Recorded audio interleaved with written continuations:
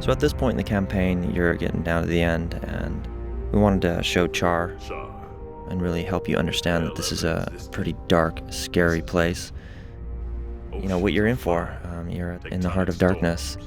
And an atmosphere that'll burn a man I felt it would alive. be really cool to have Warfield giving this VO over the top of it, helping illustrate just what they're up against, and also his confidence.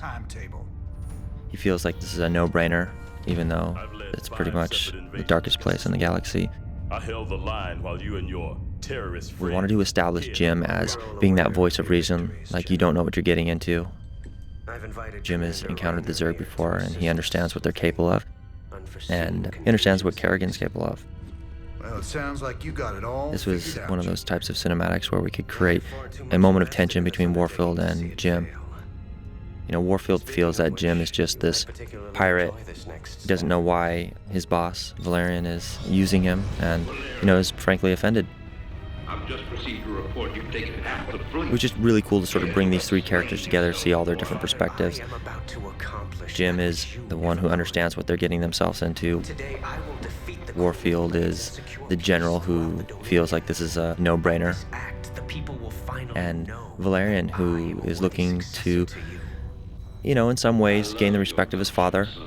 He feels that he's been in his father's shadow long enough, and he wants to step out from underneath that and make a name for himself. He ain't alone, Arcturus.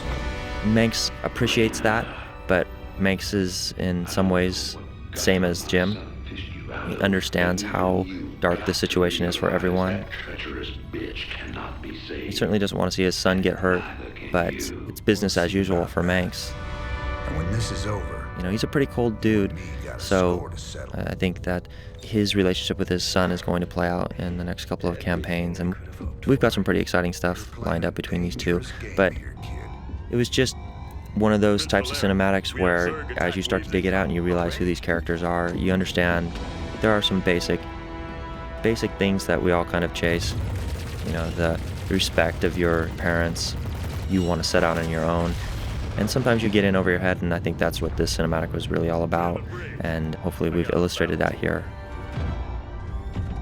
His backup plan is obviously Jim Raynor. I'll see you boys on the ground.